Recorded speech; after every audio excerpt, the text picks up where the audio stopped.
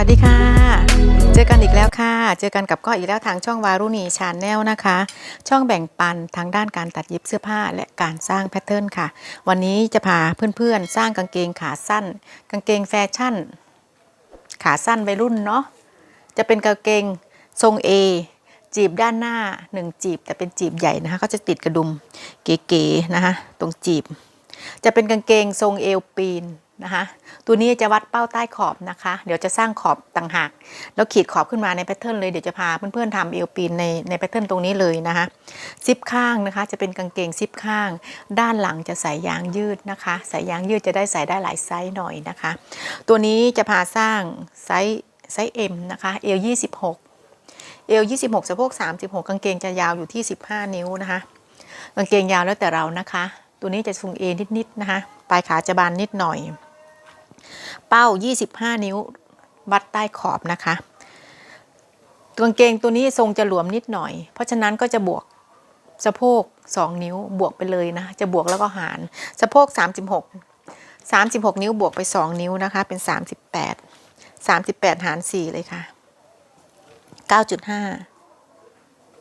จะรวมนิดหน่อยนะคะไม่รวมเยอะหรอกบวกแค่2นิ้วก็พอแต่จะบวกไปพร้อมกันเลยเอว26หาร4 6.5 จดไว้เลยค่ะจะนำตัวเลขตัวนี้ไปใช้นะคะกางเกงยาวอยู่ที่15นิ้วนะคะเป้า25นิ้ววัดใต้ขอบค่ะมาเริ่มเลยค่ะเพื่อนๆมาเริ่มเลยค่ะ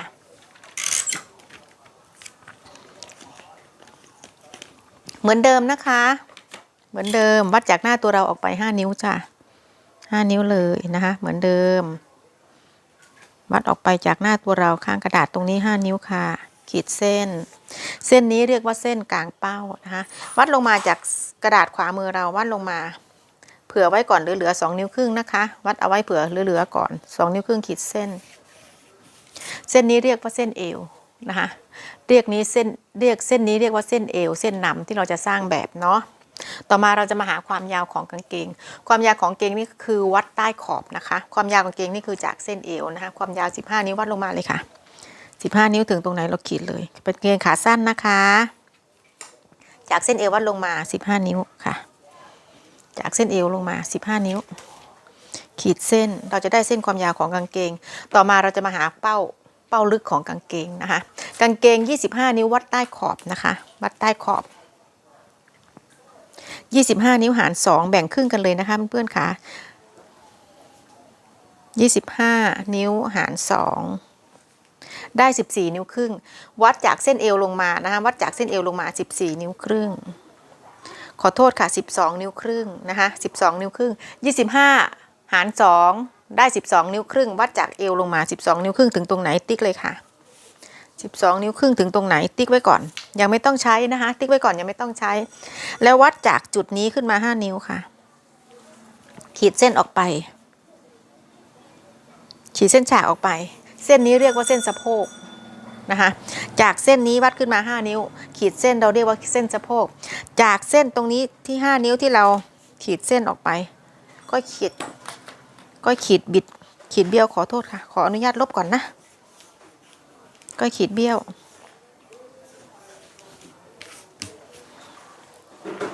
เส้นนี้เรียกว่าเส้นสะโพกค่ะ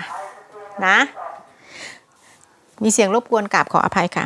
จากจุด5นิ้วที่เราวัดขึ้นมาแบ่งครึ่ง2นิ้วครึ่งค่ะ5นิ้วแบ่งครึ่งเลยค่ะ2นิ้วครึ่งนะแล้วขีดเส้นออกไปแล้วขีดยาวมาเลยจะเรียกว่าเส้นเป้าลึกเส้นนี้เรียกเส้นเป้าลึกนะคะจากเส้นเอวลงมาเท่ากับเส้นเป้าเราหาร2นะคะจุดเอาไว้เป้า25นิ้วแบ่งครึ่งได้12นิ้วครึ่งวัดลงมาจุดเอาไว้วัดขึ้นมา5นิ้วจากจุดนี้วัดขึ้นมา5นิ้วขีดเส้นเราได้เส้นสะโพกและเส้นเป้าแบ่งครึ่งและเส้นเป้าตอนแรกที่เราแบ่งครึ่งได้5นิ้วแบ่งครึ่งขีดเส้นเราจะได้เส้นเป้าลึกเส้นหลักๆเราได้แล้วนะคะเส้นเป้าลึกเส้นสะโพกนะคะเส้นเอวต่อมาเราจะมาหาเส้นเป้ายื่นหน้าตัวนี้สะโพก36เป้ายื่นหน้ายื่นด้านหน้า1นิ้วกับ1กระเบียดนะคะเป้ายื่นหน้า1นิ้วกับ1กระเบียดนะคะไซส์เล็กไซส์ปกติทั่วไปแต่ถ้าสะโพก40ขึ้นให้ยื่นเป้ายื่นหน้า1นิ้วครึ่งนะคะ ตัวนี้ยื่น1 นิ้วกับ1 กระเบียด1 นิ้วกับ1 กระเบียดเราได้เส้นเป้ายื่นหน้าแล้วต่อมาเราจะมาหาเส้นกลางขาเราก็ต้องหาเส้นสะโพกก่อนสะโพก36บวก2ได้38หาร4ได้9.5วัดจากเส้นกลางเป้าออกไป9.5นะคะเส้นนี้นะเส้นนี้คือเส้นกลางเป้านะคะวัดจากเส้นนี้ออกไป9.5นะคะ9.5ติ๊กเอาไว้ขีดเส้นฉากลงไปเราจะเกิดเส้นลักษณะนี้นะคะเราจะเกิดเส้นลักษณะนี้ต่อมาเราจะมาหาเส้นกลางขาเส้นกลางขาคือเส้นนำที่เราจะไปตัดผ้าไม่ให้ขากางเกงบิดเบี้ยวนะคะจากจุดนี้มาหาเส้นเป้ายื่นหน้าแบ่งครึ่งค่ะจากจุดนี้มาจุดนี้11 นิ้วนะคะแบ่งครึ่งคือ5 นิ้วครึ่งติ๊กไว้เลยขีดเส้นตรงขึ้นมาหาข้างบนและข้างล่างให้เป็นมุมฉากอย่าให้บิดให้เบี้ยวนะคะนี่ค่ะเส้นนี้เรียกว่าเส้นกลางขาเส้นนี้สำคัญนะคะเส้นนี้สำคัญต่อมาเราจะมาหาเส้นเอวเราจะมาหาเอวนะคะให้วัดจากเส้นกลางเป้าวัดเข้าไปครึ่งนิ้วนะคะเหมือนเดิมนะคะวัดเข้าไปครึ่งนิ้ววัดลงมาครึ่งนิ้วปรับเอวลงมาครึ่งนิ้วนี่ค่ะแล้วขีดมาหาเส้นสะโพกนะคะแล้วขีดมาหาเส้นสะโพกเราจะได้เส้นเป้าหน้าเส้นใหม่นะคะเราจะได้เส้นเป้าหน้าเส้นใหม่คือเส้นนี้เราไม่เอาแล้วนะคะต่อมาเราจะมาโค้งเป้าหน้านะคะจากมุมนี้วัดขึ้นมานะทะแยงอย่างนี้3 กระเบียดนะคะติ๊กเอาไว้3 กระเบียดติ๊กเอาไว้ตรงนี้ค่ะไม้บรรทัดหัวนกแก้วตรงนี้ก็ได้ตรงนี้ก็ได้ที่เราถนัดมือนะคะนี่ค่ะวางให้ได้จังหวะนะจากจุดนี้มา3 กระเบียดนะคะไม่ถึงนิ้วดีโค้งเป้าเลยค่ะโค้งเป้าหน้าเรียบร้อยนะคะต่อมาเราจะมาหาเอว26หาร4ได้6.5วัดจากจุดที่เราปรับเข้ามาครึ่งนิ้วนะคะจากจุดนี้ไปหาเส้นเอวนะคะให้ใช้เส้นหลักตรงนี้เป็นหลักเลยนะคะเราจะใช้วางไม้บรรทัดทะแยงแบบนี้เลยเราจะทะแยงขึ้นไปหาเส้นเอวจากจุดที่เราปรับลงมาครึ่งนิ้วนะคะปรับลงมาครึ่งนิ้วปรับเข้าครึ่งนิ้วนะคะเป็นเส้นนี้แล้วนะนี่ค่ะแล้ววัดออกไปเท่ากับเอวที่เราหาร4คือ6.5 ถึงตรงไหนติ๊กไว้ก่อนค่ะเราจะทำจีบใหญ่แล้วเย็บล็อกนะคะเราจะทำจีบใหญ่แค่ไหนเราก็สังเกตจากเส้นสะโพกตรงเส้นสะโพกตรงของชิ้นหน้าตรงนี้เราขีดเส้นฉากขึ้นมาว่าเขาอยู่ระดับไหนเราจะได้จีบใหญ่ประมาณเท่าไหร่นี่ค่ะวัดดูซิจากจุดเอวที่เราหาร4แล้วออกไปได้กี่นิ้วตรงนี้2 นิ้วครึ่งฉะนั้นก็จะทำจีบใหญ่2 นิ้วครึ่งเลยนะคะจีบใหญ่2 นิ้วครึ่งเลยตรงเส้นสะโพกเราตีมุมขึ้นมาอย่างนี้เลยค่ะจะทำจีบใหญ่2 นิ้วครึ่งฉะนั้นจากเส้นกลางตัวนี้ที่เราจะทำจีบนะคะแบ่งครึ่งข้างละนิ้ว1 กระเบียดนี่ค่ะข้างละ1 นิ้ว1 กระเบียดนะคะจีบจะใหญ่จะทำจีบใหญ่ปลายเกล็ดนะคะปลายจีบให้ถึงเส้นเป้าเลยนะคะใช้เส้นเป้าเลยนี่ค่ะแบบนี้เลยนะคะแล้วขีดเส้นต่อมาเราจะมาแต่งเอว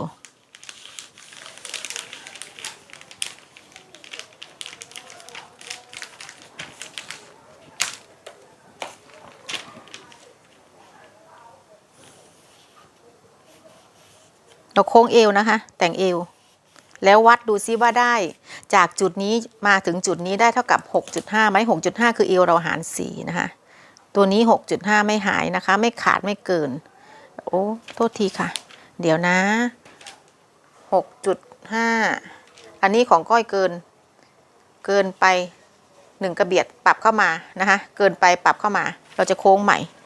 เราจะเก็บตรงนี้ใหม่นะคะถ้าเกินเราปรับใหม่แต่งใหม่นะคะเพื่อนค่ะแต่งเลยนี่ค่ะโค้งเส้นเอวในส่วนของจีบด้านหน้าเราจะเย็บล็อกถูกต้องไหมคะเราจะเย็บล็อกจากมุมนี้ลงมา2 นิ้วนี่ค่ะ2 นิ้วเราจะเย็บตัดเห็นจีบในหน้าปกไหมคะเราจะเย็บมาถึงตรงนี้ ถูกต้องไหมคะเราเย็บถึงตรงนี้เราก็ล็อกเอาไว้แล้วเราก็เย็บเดินเส้นได้ห่างมาถึงปลายตรงนี้เราก็รีดให้เขาเรียบร้อยแล้วค่อยเลาะออกแล้วค่อยเลาะดึงนะคะตรงนี้เราจะไม่เย็บตายนะคะเราจะเย็บแบบว่าเย็บได้ห่างรีดให้เรียบร้อยแล้วค่อยเลาะออกจากจุดนี้นะคะตรงนี้เราก็จะติดกระดุมนะคะต่อมาในส่วนของเส้นเอวที่เราแต่งแล้วเรียบร้อยนะคะที่เราแต่งแล้วเรียบร้อยเราจะมาหาชิ้นหลังเราจะมาทำชิ้นหลังต่อชิ้นหลังก็ใช้สีแดงแล้วนะชิ้นหลังก็ใช้สีแดงชิ้นหลังจะเป็นยางยืดชิ้นหลังจะเป็นยางยืดนะคะวัดเป้ายื่นหลังนะคะให้วัดออกมาจากชิ้นหน้าที่เราวัดออกมาจากจุดชิ้นหน้านะคะวัดออกมา2 นิ้วครึ่งจากจุดนี้นะคะวัดออกมา2 นิ้วครึ่ง2 นิ้วครึ่งค่ะขีดเส้นนะคะวัดลงมาครึ่งนิ้วค่ะวัดลงมาครึ่งนิ้วนะคะจากเส้นกลางเป้าเส้นนี้วัดเข้าไปครึ่งนิ้วค่ะขาติ๊กแล้วขีดเส้นให้เกิดเส้นลักษณะนี้ขีดเส้นทะแยงนะคะจากเส้นกลางเป้าที่เราปรับเข้ามาของชิ้นหน้าที่เราปรับเข้ามาครึ่งนิ้วนะคะวัดเข้าไป1 นิ้วครึ่งจากเส้นกลางเป้าหน้าที่เราวัดเข้ามาครึ่งนิ้วแล้วจากเส้นนี้นะคะวัดออกไป1 นิ้วครึ่ง1 นิ้วครึ่ง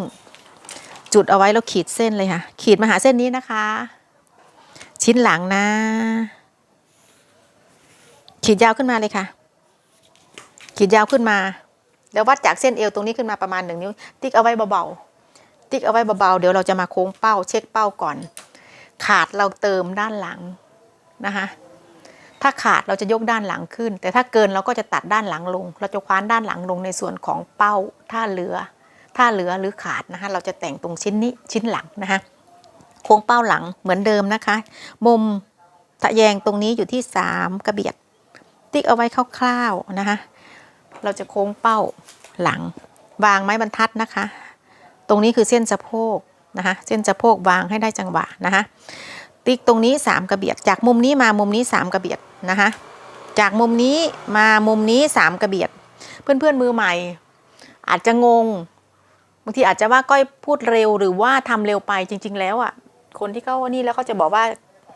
ทำช้าอึดอัดยืดยาดแต่ก้อยก็จะพยายามอธิบายให้เข้าใจนะนี่ค่ะจากมุมนี้มา3 กระเบียดนะคะไม่ถึงนิ้วเราติ๊กเอาไว้แล้วเราวางไม้บรรทัดนะคะให้ได้จังหวะนี่ค่ะให้ได้จังหวะก่อนนะแล้วเราค่อยโค้งนี่ค่ะเราได้เส้นเป้าหลังต่อมาเราจะมาเช็คเป้าวัดจากด้านหน้าก่อนวัดจากด้านหน้าก่อนว่าเราจะได้25 นิ้วไหมตัวนี้25 นิ้วนะคะชิ้นหน้าเลยเช็คชิ้นหน้าก่อนเลยนะคะนี่ค่ะชิ้นนี้นะเส้นที่เราปรับลงแล้วนะคะ10 นิ้ววัดบนรวมมาเลยค่ะดูซิ25 นิ้วเขาอยู่ตรงไหนตรงนี้ที่วัดขึ้นมานิ้วนึงนะไม่พอ25 นิ้วอยู่ตรงนี้ปรับขึ้นมาเลยค่ะนี่ค่ะปรับขึ้นมาเลย25 นิ้วถึงตรงนี้นะคะขาดเราเติมเกินเราตัดตรงชิ้นหลังนะคะต่อมาเราจะมาหาสะโพกของชิ้นหลังนะคะสะโพกของชิ้นหลังเราจะวัดจากเส้นเป้าที่เราขีดตรงนี้สีแดงใช้เส้นสีแดงนะคะสะโพกหาร4ได้ 9.5 วัดจากจุดนี้ออกไปนะคะจุดสีแดงออกไปในส่วนของชิ้นหลังนะคะ 9.5 ในส่วนของชิ้นหลังวัดออกไปเลยค่ะ 9.5 ถึงไหนติ๊กเลยค่ะติ๊กเลยติ๊กเสร็จขีดเส้นฉากนะคะขีดเส้นฉากนะคะในส่วนของกางเกงชิ้นหลังในกรณีที่เราจะไม่ทำแบบยางยืดเราจะทำแบบมีกลิดฉันจะตัดใส่เองใส่คนเดียวไม่ต้องให้การให้ใครใส่ด้วยทำเป็นเกล็ดไม่ต้องมียางอันนี้จะทำแบบมีเกล็ดก่อนนะคะเราก็ใช้วิธีทำเกล็ดเอวหาร4 26หาร4วัดจากจุดนี้มา 6.5 ถึงไหนเอวหาร4 6.5 วัดทะแยงอย่างนี้นะคะให้ตีลงมาหาเส้นเอวเส้นนี้เส้นที่เราขีดนำตั้งแต่แรก 6.5 ถึงไหนเอวที่เราหารแล้ว 6.5 ถึงไหนติ๊กไว้เลยค่ะเราจะบวกเกล็ดในกรณีที่เราจะไม่ใส่ยางยืดชิ้นหลังจะบวกเกล็ดอยู่ที่2 เซนครึ่งประมาณ1 นิ้วนะคะประมาณนั้นจะอยากเกินนั้นนะคะเกล็ดใหญ่ก็ไม่ใช่ว่าจะสวยนะเกล็ดใหญ่ใช่ว่าจะสวยนะคะวัดไปอยู่ประมาณอยู่ที่1 นิ้วนะคะ บวกเกล็ด1 นิ้วแล้วเราโค้งสะโพกเลยนะคะเพื่อนขาอันนี้ชิ้นหลังในกรณีที่เราไม่ต้องการยางยืดนะอันนี้จะทำเกล็ดก่อนแต่ถ้าต้องการยางยืดเดี๋ยวก็จะบอกอีกทีนึงนะคะวางไม้บรรทัดโค้งเลยค่ะให้ได้จังหวะนะนี่ค่ะนี่คือชิ้นหลังเราจะมาหาเกล็ดจากจุดนี้มาจุดนี้วัดมากี่นิ้วจากเส้นสีแดงนะคะชิ้นหลังนะเราทำชิ้นหลังแล้วนะจากจุดนี้มาจุดนี้กี่นิ้วตรงนี้7 นิ้วครึ่ง7 นิ้วครึ่งเราแบ่งครึ่งเลยค่ะ3 นิ้ว3 นิ้ว3 กระเบียดนะคะ7 นิ้วครึ่งแบ่งครึ่งได้3 นิ้ว1 กระเบียด3 นิ้ว3 กระเบียดขอโทษทีค่ะ7 นิ้วครึ่งแบ่งครึ่งก็ได้3 นิ้ว3 กระเบียดนี่ค่ะแล้ววัดเส้นตรงลงมาขนานลงมาอย่างนี้เลยนะคะ3 นิ้ว3 กระเบียดถึงตรงไหนเราขีดมาอย่างนี้เลยค่ะนี่ค่ะให้เป็นมุมอย่างนี้เลยในส่วนของที่เราจะทำเกล็ดนะคะเกล็ดเราบวกไปเมื่อกี้1 นิ้วแบ่งออกข้างละครึ่งนิ้วนะคะข้างละครึ่งนิ้วนี่ค่ะเกล็ดจะยาวอยู่ที่4 นิ้วครึ่ง4 นิ้วถึง4 นิ้วครึ่งนะคะปลายเกล็ดนะแล้วเราขีดเลยนี่ค่ะขีดเลยขีดเสร็จแต่งเกล็ดเลยนะคะโค้งเลยค่ะในส่วนของชิ้นหลังนะคะเสร็จเรียบร้อยต่อมาในส่วนของชิ้นหลังที่เราจะใส่แบบยางยืดไม่เอาเกล็ดนะคะให้แม่เอาเกล็ดให้เราตีมุมอย่างนี้เลยนะคะเพื่อนขาวัดมุมฉากขึ้นมาจากเส้นสะโพกของชิ้นหลังนะในกรณีที่เราจะใส่เป็นยางยืดตรงนี้เป็นมุมฉากเนาะจุดเอาไว้ตรงนี้วัดออกมาอีก1 นิ้วบวกเพิ่มไปอีก1 นิ้วนะคะในส่วนของที่เราจะใช้เป็นยางยืดนะคะตีมุมฉากจากเส้นสะโพกขึ้นมานะคะจุดเอาไว้จุดตรงนี้เอาไว้แล้วบวกออกมา1 นิ้วโค้งสะโพกเลยค่ะเราต้องการเนื้อผ้าเพิ่มออกมาเพื่อจะใส่ยางยืดนะคะนี่ค่ะอันนี้คือจุดของเส้นเอวที่ใส่ยางยืดเปลี่ยนเป็นเส้นนี้แทนชิ้นหลังนี่ก็บอก2 แบบนะคะแบบมีเกล็ดกับแบบไม่มีเกล็ดแบบใส่ยางยืดนะคะในส่วนของเอวเสร็จจับเรียบร้อยเดี๋ยวจะมาทำขากางเกงการทำขาบานแล้วค่อยจะพาเพื่อนๆทำเอวปีนด้านหลังนะคะในส่วนของขากางเกงด้านหน้านะคะให้ตีลงไปเลยค่ะเขาจะเป็นกางเกงขาบานเนาะทรง A อันนี้ความยาวของกางเกงนะคะในส่วนของเป้าหน้าชิ้นหน้าตีตรงลงไปเลยค่ะตีฉากลงไปจุดนี้แล้ววัดขาหน้าขาเข้าไปด้านในส่วนของด้านในก็จะเก็บเข้าไป1 นิ้วแล้วขีดเลยนะคะขีดเลยค่ะขีดเข้าไปเลยค่ะชิ้นหลังก็เหมือนกันพอชิ้นหลังนะคะเราวัดลงมาเลยตีเป็นมุมฉากลงมาเลยค่ะติ๊กเอาไว้ก่อนติ๊กไว้ก่อนนะคะติ๊กไว้ก่อนแล้วเราวัดเข้ามา1 นิ้วแล้วขีดลงไปนะคะแล้วขีดลงไปให้เกิดเส้นลักษณะนี้ต่อมาเราจะมาเช็คขาตรงด้านในเพราะว่าเขาขาสั้นเราจะต้องการให้ขาปลายช่องของขาตรงนี้ความกว้างของขาเท่ากันวัดขาด้านในขาตัวนอกชิ้นหน้าวัดลงมากี่นิ้วจากจุดดินสอลงมากี่นิ้วนะคะดินสอตรงนี้มากี่นิ้วนะคะ5 นิ้ว1 กระเบียดจากจุดนี้ฉะนั้นชิ้นหลังก็ต้อง5 นิ้ว1 กระเบียดถึงตรงไหนแล้วก็จะเลยลงมาประมาณครึ่งนิ้วค่ะในส่วนของขาหลังนะนี่ค่ะอันนี้ในส่วนของชิ้นหลังนะคะนี่ค่ะอันนี้ก็เป็นของชิ้นหน้าก็คือเส้นนี้ขากางเกงเราจะได้เท่ากันนะคะอันนี้ในกรณีกางเกงขาสั้นนะคะด้านข้างถ้าเราไม่อยากให้ได้บานเราก็ตีตรงลงมา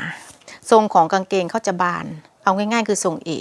ตีตรงลงมานะคะแล้วก็ขีดบานออกไปตี A ออกไปสักประมาณ1 นิ้วนะคะตีบานออกไป A บานสักประมาณ1 นิ้วนะคะจากเส้นสะโพกลงไปเลยค่ะนี่ค่ะชิ้นหลังก็เช่นกันชิ้นหลังเราก็ตีออกไปเลยค่ะถ้าเพื่อนๆกะไม่ถูกก็ตีเป็นมุมฉากลงมาอย่างนี้ก่อนนะคะมุมฉากของเส้นสะโพกลงไปเป็นเส้นฉากอย่างนี้ก่อนจุดเอาไว้พอจุดเอาไว้เสร็จเราก็วัดออกไป1 นิ้วจากเส้นที่เราจุดนะคะวัดออกไป1 นิ้วเราก็ค่อยตีบานนะคะเราก็ค่อยตีบานจากเส้นสะโพกเขาออกไปนะคะอย่างนี้เลยนะคะในส่วนของชิ้นหลังนี่2 เส้นนะคะเส้นสะโพก2 เส้นเส้นข้างในนี่ก็คือเส้นที่เรามีเกล็ดไม่ใส่ยางยืดเส้นข้างนอกที่เขาขีด พิ่มออกไป1นิ้วก็คือเส้นสำหรับใส่ยางยืดทำไมเราต้องขีดยื่นออกมาแบบนี้คือเราต้องการเนื้อผ้าให้เยอะขึ้นเพื่อที่จะใส่ยางยืดนะคะเพื่อที่จะใส่ยางยืดกางเกงตัวนี้ซิปข้างนะคะซิปข้างนะจะซิปข้างซิปหน้าก็แล้วแต่เราจะดัดแปลงนะคะในส่วนของกางเกงขาบานนะคะขาทรงเอเราจะต้องเก็บขากางเกงด้านข้างขึ้นนะคะเราจะไม่ใช้เส้นตรงทรูอย่างนี้เลยมันจะไม่สวยนะคะปรับขึ้นมาเลยค่ะประมาณ1กระเบียดนะคะข้างขานะคะชิ้นหน้าแต่งขา1กระเบียดโค้งใหม่นี่ค่ะชิ้นหน้าชิ้นหลังก็เช่นกันปรับขาขึ้นมา1กระเบียดแล้วโค้งใหม่นะคะโค้งใหม่นะคะเราจะ1กระเบียดถ้าเราทำตีบานออกมาเยอะเราก็จะปรับขึ้นมาครึ่งนิ้วอันนี้บานไม่เยอะนะคะ1นิ้วบานไม่เยอะนะบานกำลังสวยแล้วแต่เราปรับขึ้นมาเลยค่ะเป็นเส้นลักษณะนี้ต่อมาเราจะมาทำขอบของกางเกงส่วนของเอวปีนนะคะ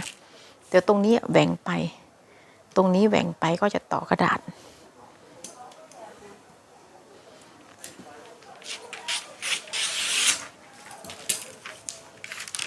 ในส่วนของเอวปีนนะคะ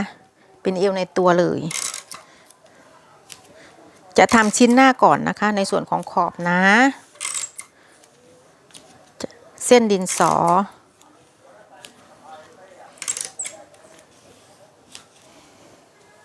อันนี้ก็จะลบออกนะคะเส้นกางเกงที่เราโค้งตรงนี้ที่เขาหายที่เขาเกินไปที่เราปรับเอวของชิ้นหน้าไปนะก็จะลบออกไปต่อมาเราจะมาทำขอบจะใหญ่อยู่ที่2นิ้ว2นิ้วก็คือตรงเส้นสะโพกที่เราตีโค้งออกไปให้ตีมุมฉากนะคะตีเส้นฉากขึ้นมาวางจากเส้นโค้งเอวตรงนี้ขึ้นมาเลยค่ะอันนี้คือเอวปีนนะคะเอวปีนตีฉากขึ้นไปเลยค่ะนี่ค่ะแล้ววัดขึ้นมา2นิ้วเส้นเกล็ดเหมือนกันเกล็ดเอวนี่คือเส้นดินสอนะคะคือเส้นนี้นะนี่ค่ะเราวางเลยค่ะมุมฉาก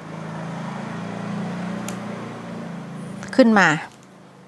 เหมือนกันนะคะมุมฉากเหมือนกันตรงส่วนของเป้าเช่นกันนะคะของกลางเป้าชิ้นหน้าตรงนี้ก็เช่นกันตีมุมฉากขึ้นไปเลยค่ะแล้ววัด2นิ้วเราต้องการใหญ่2นิ้วถูกต้องไหมคะเราต้องการขอบใหญ่2นิ้วความใหญ่ของขอบมันขึ้นอยู่กับเราอันนี้จะเป็นเอวปีนนะคะขอบปีนจะไม่ตัดออกพอเราทำขีดขอบขึ้นมาแล้วเราก็จะแต่งขอบด้านบนนะคะแล้วเราก็จะเช็คเลยว่าได้9ได้ 6.5 ไหม 6.5 นี่ก็คือรอบเอวของเรา26 หาร 4นะคะ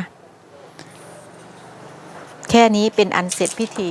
ในการทำขอบปีนนะคะนี่ค่ะ 6.5 ไม่หายนะคะอันนี้คือชิ้นหน้าอันนี้คือชิ้นหน้านะคะต่อมาเราจะมาทำชิ้นหลังชิ้นหลังก็ทำเหมือนกันนะคะในส่วนของเส้นที่เรามีเกล็ดเราก็ตีมุมฉากของเส้นนี้เลยนะคะเส้นด้านล่างคือเส้นที่มีเกล็ดตีมุมฉากขึ้นมานะคะตีมุมฉากขึ้นไปในส่วนของยางยืดที่เราบวกออกมาก็ตีมุมฉากออกไปอันนี้ทำ2อย่างนะคะในส่วนของชิ้นหลังไอ้ตรงชิ้นหลังที่มีเกล็ดนะคะที่มีเกล็ดแล้วก็ตีมุมฉากขึ้นมานี่ค่ะชิ้นหลังส่วนที่มีเกล็ดตีมุมฉากขึ้นมานะคะอันนี้ก็ตีมุมฉากขึ้นมาตรงกลางเป้าหลังนะคะแล้วเราวัดขึ้นมาขอบ2นิ้วถูกต้องไหมคะ2นิ้วเราติ๊กเอาไว้เป็นช่วงอันนี้จะทำของส่วนของที่มีเกล็ดก่อนนะที่มีเกล็ดหลังก่อนนะที่ไม่ใช่ยางยืดค่ะเราก็ปิดเกล็ดเข้าไปเราก็โค้งเอวเลยนะคะขีดเอวเลยนี่ค่ะเราก็จะได้เอวปีนของชิ้นหลังที่มีเกล็ดต่อมาเราจะมาโค้งเอวปีนด้านหลังที่ใส่ยางยืดเราก็วัดจากจุดนี้มา2นิ้วนะคะเราก็วัดเส้นนี้ขึ้นมา2นิ้วนะคะ2นิ้วแล้วเราก็ขีดเส้นตรงนะคะขีดเส้นตรงอันนี้คือเส้นที่ใส่ยางนะคะคือเส้นที่ใส่ยางอาจจะดูหลายเส้นหน่อยนะคะเสร็จแล้วเรียบร้อยนะคะเพื่อนๆขาวิธีสร้างแพทเทิร์นกางเกงขาสั้นทรง A ตรงนี้อาจจะสับสนนิดหน่อยตรงชิ้นหลังที่ว่าทำให้ดู2แบบนะคะอย่าลืมนะคะว่าชิ้นหน้าเพราะว่าไปจีบใจเราจะบวกไป2นิ้วครึ่งพอ2นิ้วครึ่งเสร็จเราตีปลายเกล็ดให้ถึงเส้นเป้าเพื่อที่จะเป็นเส้นนำเวลาเราไปเย็บแล้วรีดนะคะ เย็บมาถึงตรงนี้แล้วปล่อยได้ห่างนะคะเราล็อกเอาไว้แค่2นิ้ววัดจากเส้นเอวลงมา2นิ้วแล้วเราจะเย็บล็อกตรงนี้เพื่อที่จะเป็นจีบตรงนี้แล้วเย็บรีดปล่อยแล้วเราจะติดกระดุมโชว์นะคะเราจะติดกระดุมโชว์ในส่วนของชิ้นหลังที่เราชิ้นหน้าที่เราจะทำกระเป๋านะคะจากเส้นเอวกระเป๋านี่จะเป็นกระเป๋าข้างไม่ใช่กระเป๋าเอียงนะคะข้างติดกับตัวเราวัดจากเส้นเอวลงมาเลยนะคะ1 นิ้วก่อนประมาณ1 นิ้วแล้วก็วัดลงมา6 นิ้วเป็นกระเป๋านี่เราก็ใส่กระเป๋าแต่งรูปทรงกระเป๋าปกติทั่วไปนะคะเสร็จเรียบร้อยแล้วนะคะเพื่อนๆขาวิธีสร้างแพทเทิร์นกางเกงขาสั้นนะคะหวังว่าคลิปที่ก้อยทำคงจะเป็นประโยชน์กับเพื่อนๆไม่มากก็น้อยนะคะอย่าลืมกดไลค์กดแชร์นะคะเจอกันใหม่คลิปหน้าค่ะสวัสดีค่ะ